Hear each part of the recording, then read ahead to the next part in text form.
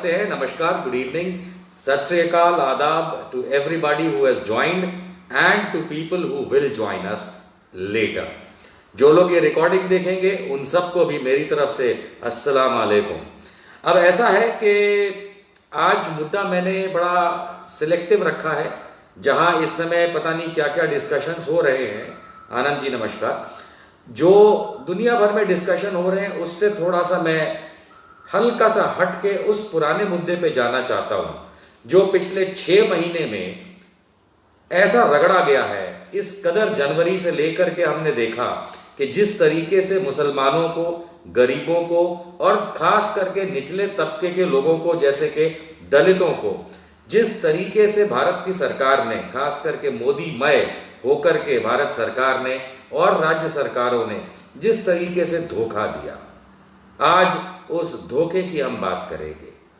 देखिए, स्वाभाविक सी बात है कि हम सबको पता है कि पिछले साल 2019 के अक्टूबर नवंबर से चीन में एक महामारी फैल गई थी, जो दिसंबर के महीने में सबको पता चल गई थी चीन में, और उसने WHO को बता दिया था। इसमें तो कोई नई बात नहीं है, मैं आप लोगों से पहले भी ये बात कह चुका हूं, आप लोगों को पता भी है। जनवरी के महीने में ग्लोबल हेल्थ इमरजेंसी डिक्लेयर कर दी थी WHO ने, लेकिन मोदी जी काजू की रोटी बड़े आराम से चबा रहे थे, उन्हें कोई जल्दी नहीं थी। फरवरी का महीना आया, उस ट्रंप की वो आरती उतारने में लगे थे, जिस ट्रंप के लिए आज समाचार आया है कि ट्विटर और फेसबुक तक ने उसको बैन कर दिया है। खैर, मोदी जी अपने सपनों का साकार करने के कोशिश में थे और फरवरी के अंत तक भारत में कोरोना नाम को कोई डिस्कस नहीं करता था सिवाय कुछ लोगों के। ये अपने आप में एक बहुत बड़ा सवाल बन गया था। मार्च के महीने में कई बार कह चुके हैं, हम सब जानते कि मार्च के मध्य में किस तरीके से मोदी जी ने नौटंकी करी, और मार्च का अंत आते आते इस देश को लॉकडाउन कर दिया। हम सबको पता है कि 19 मार्च 2020 को श्रीमान नरेंद्र मोदी टीवी पे 8 बजे शाम को प्रकट हुए, और उसके बाद की जो सारी कहानी है हमें पता है। 25 मार्च 2020 भारत के अंदर संपूर्ण लॉकडाउन किया गया। और मैं धन्यवाद करूंगा बैद्यनाथ सिंह जी का, जो यहाँ आकर के पता नहीं क्या लिख रहे हैं, शर्म करो नहीं तो चुल्लू भर पानी में डूब मरो। सिंह साहब, ये मोदी जी के लिए लिखना शुरू करिए कि वो शर्म करें, नहीं तो मोदी जी चुल्लू भर पानी में डूब मरे, नहीं तो ये देश बैद्यनाथ सिंह सुन लो, ये देश उनको ऐसे डुबोएगा, ऐसे धक्के मारेगा कि वो इस बार 2019 का जो इलेक्शन जीते उसके बाद वो राजनीति में दिखेंगे भी। खैर, ऐसे भक्त आते रहेंगे हमारे लाइफ में, इनसे हमें फर्क नहीं पड़ता। तो हुआ ये कि जब संपूर्ण लॉकडाउन कर दिया गया दोस्तों, तो उसके बाद हमने देखा कि किस तरीके से लोगों के खाने के फाफे पड़ गए, लोगों के पास अर्निंग नहीं थी। और जब मैं कहता हूं लोगों के पास नहीं थी, क्योंकि मेजॉरिटी हमारा जो देश है वो रोज कुआं खोदता है और रोज खाता है। लेकिन भक्तों को ये बात नहीं समझ में आएगी, क्योंकि भक्त जो होते हैं वो गोबर गणेश होते हैं, उन्हें कुछ ना समझ में आएगा। और इस वजह से जब संपूर्ण लॉकडाउन हुआ तो कई दिनों के बाद, कई हफ्तों के बाद वो महाभारत लड़ने वाले थे और जीतने वाले थे, घंटा बज गया उनका, लेकिन मोदी जी कुछ नहीं जीत पाए। उसके बाद ये हाल हुआ कि मेरे देश के अंदर, भारत में, तबलीगी जमात और मुसलमानों को लेकर के जिस नालायकी से नरेंद्र मोदी और उसकी सरकार और भाजपा ने जिस तरीके से मुसलमानों का अपमान किया, जिस तरीके से मुसलमानों का अपमान खुद इस सरकार ने किया, इस देश के अंदर बैठे प्रधानमंत्री और उनकी नाक के नीचे भारतीय जनता पार्टी ने किया, यह अति शर्मसार होने वाली बात है। मजा तो और तब आया उन लोगों को जब देश का मीडिया कहलाने लायक जो बड़े बड़े चैनल हैं, ये बड़े बड़े चैनल जब अपनी TRP बटोरने के लिए कुत्ते की तरह भौंकने लगे, कुत्ते की तरह। और इनके पास सिर्फ एक राग था, निजामुद्दीन तबलीगी, निजामुद्दीन तबलीगी। इसका असर यह हुआ दोस्तों कि राज्यों के अंदर कई राज्यों के अंदर हमने ये देखा कि तबलीगी जमात मुसलमान के घरों में घुस करके किस तरीके से पुलिस ने बर्ताव किया, किस तरीके से लोकल बॉडीज ने बर्ताव किया। और आप माने या ना माने, ये नामुराद नरेंद्र मोदी चुपचाप मुंह में उंगली डाल के बैठा रहा। वो इसलिए बैठा रहा क्योंकि वो सिर्फ ताली बजाना चाहता है, ऐसे सिर्फ यही जानता है। हकीकत मानिए कि मुसलमानों को इतना प्रताड़ित करने की बात हुई कि देखा हमने किस तरीके से पुलिस वालों ने, किस तरीके से संघियों ने, किस तरीके से भाजपा वालों ने इन लोगों को, मुसलमानों को तबलीगी जमात के नाम पे परेशान करना शुरू किया। और टीवी मीडिया, एक उदाहरण देता हूं, वो एक है दीपक चौरसिया। वो दीपक चौरसिया वो बैठ करके तबलीगी तबलीगी तबलीगी कर रहा था। उधर वो एक है सुधीर चौधरी नाम है उसका, वो वहां पे जी न्यूज में बैठा हुआ, तबलीगी जमात का आज ऐसा हुआ, तबलीगी जमात ऐसा हुआ। और इन लोगों ने, इन मीडिया वालों ने और भाजपा वालों ने और संघियों ने तबलीगी जमात और मुसलमान को देशद्रोही साबित करने की कोशिश करी। कितने शर्म की बात है, कितने शर्म की बात है कि ऐसे मीडिया में बैठे गधे और कुत्ते के पिल्ले, कहूं तो बुरा तो नहीं लगेगा, क्यों? क्योंकि ये तो वही कर रहे थे, ये तो हकीकत में वही काम कर रहे थे। ये एक वर्ग विशेष, एक जाति विशेष, एक धर्म विशेष का नाटक बना करके और घिसाई पे घिसाई इसलिए कर रहे थे क्योंकि नरेंद्र मोदी और उसकी सरकार, जिसने मार्च 2020 के अंत में देश में NDMA, national disaster management act का कानून लगा दिया था और जिसके चेयरमैन खुद नरेंद्र मोदी हैं, लेकिन इन्हें करना कुछ नहीं आया। ना इन्हें कोरोना से लड़ना आया, ना इन्हें लोगों का स्वास्थ्य देखना आया, ना अस्पतालों में जगह बनानी आई, ना पीपीई आया, ना टेस्टिंग किट आए, ना लोगों तक खाना आया, ना इनके पास पैसा आया। बस इन चीजों को छुपाने के लिए भाजपा और मोदी ने एक गेम खेलना शुरू किया। इनको फिर मिल गया मुसलमान, घिसो घिसो घिसो। ये बदतमीजी से घिसते रहे और संगी नाचते रहे।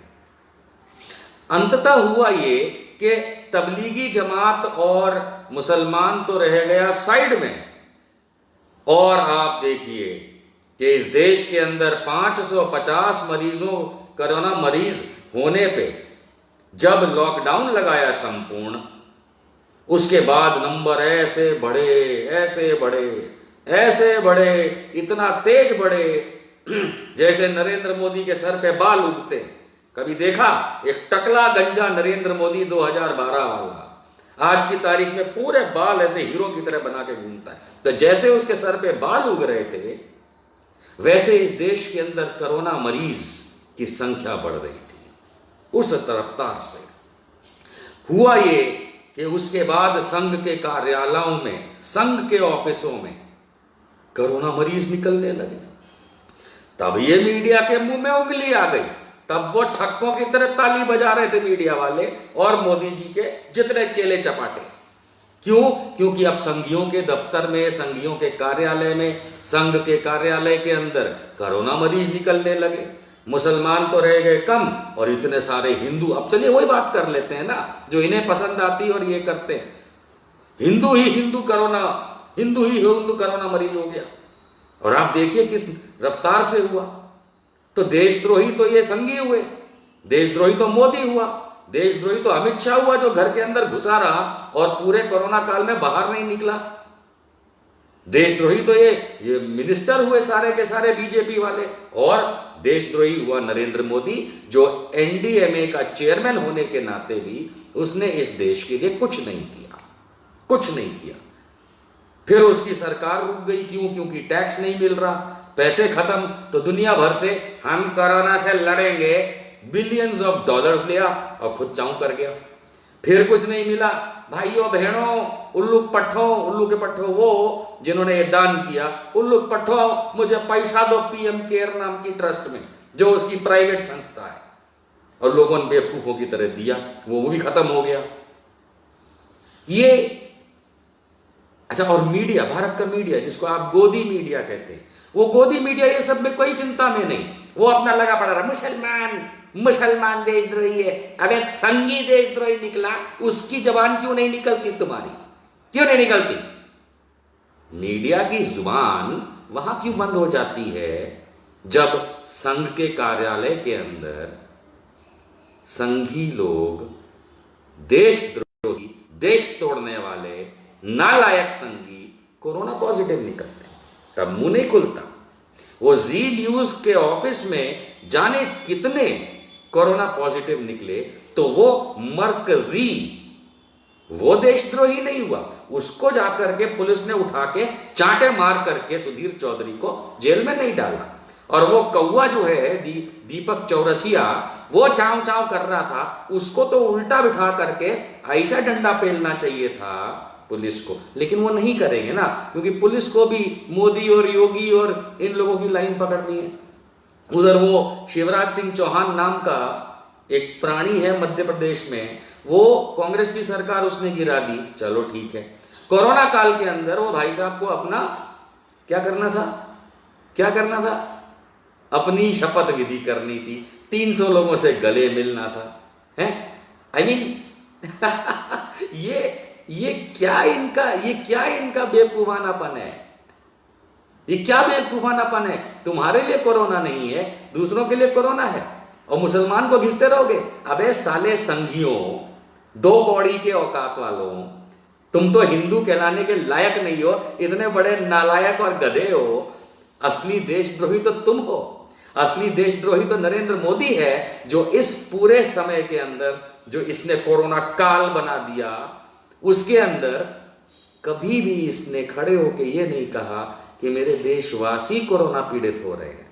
इसके पिल्ले लगे रहे मुसलमानों के पीछे, और वो कुछ सेक्शन मीडिया का, वो दीपक चौरसिया और जी न्यूज टाइप का, वो मोदी की कुतिया बन गए, जो बारिश के मौसम में उसके आगे पीछे घूमते रहे। अब आप समझते हैं क्या? आई मीन, क्या मुसलमानों से इस देश में कोरोना फैला? नहीं, कोरोना तो फैला क्योंकि मोदी ने समय पे दरवाजे बंद नहीं किए भारत के, विदेश से लोगों को आने दिया, लाखों लोगों को आने दिया। दीपक चौरसिया और सुधीर चौधरी जैसे चपरकनाती चूतियों को यह नहीं पता कि वो देशद्रोही हैं, उनके चैनल देशद्रोही हैं। वो जिस तरीके से पुराने निकाल करके देखिएगा, आप पुराने निकाल करके इनके वीडियोस देखिए, कैसे कुत्तों की तरह लगे पड़े थे मुसलमानों के पीछे, जैसे मुसलमानों से कोरोना आया हो। अब इनके पिछवाड़े में दम नहीं है कि ये बोले अमित शाह देशद्रोही, कोरोना पॉजिटिव है। तबलीगियों के पास क्या करने गया था? बिरयानी खाने गया था बे अमित शाह, तू कैसे हो गया कोरोना पॉजिटिव बे? तबलीगियों के पास क्या करने गया था? तब इनका मुंह नहीं खुलेगा। वो शिवराज सिंह चौहान, उसने तो ऐसे आधा बर्जी किया होगा ना, तो ऐसे रे आ गई होगी उसकी कोरोना की उसके मुंह में, है ना? Shivraj Singh Chouhan, this is bloody for you, up yours. और कौन है भैया? नहीं, और कौन है? और भी बड़े बड़े लोग इनके बीजेपी के, आरएसएस के कोरोना पॉजिटिव हो गए। यार ये तो देशद्रोही हैं। आप आज कोरोना टेस्ट करा लीजिए नरेंद्र मोदी का, निकलेगा कोरोना पॉजिटिव, फिर तो वो भी देशद्रोही है। और तब मीडिया कुछ नहीं बोलेगा। नहीं, कहां है ये मीडिया, कहां है ये हमारे देश का, वो कहां है? अर्नब गोस्वामी कहां है? The nation wants to know, पूछता है भारत। अर्नब गोस्वामी, तेरे में अगर हिम्मत है तो एक 15 मिनट का शो करके दिखा दे जिसमें तू अमित शाह को देशद्रोही बोल, जैसे तूने मुसलमानों को और तबलीगियों को देशद्रोही बोला था कोरोना पे। बोल, तेरे में औकात है तो।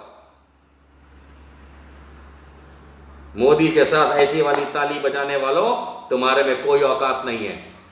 You guys are zero, absolute zero, a shame on this nation. शर्म आनी चाहिए तुम लोगों को। बहुत अच्छा आपने किया सिटीजन जर्नलिस्ट साहब, आई एम ग्लैड दैट आपने ये पॉइंट उठाया और इस समय आपने यहां रखा। ये नाम भी बहुत जरूरी है जान लेना। रंजन गोगोई, भारतीय जनता पार्टी के member of Bharatiya Janata party ने जिसे मेंबर ऑफ पार्लियामेंट राज्यसभा बनाया है, रंजन गोगोई, नहीं वो पुराने जज वज थे, ठीक है अपनी जगह। वो आज की तारीख में भारतीय जनता पार्टी के द्वारा बनाए गए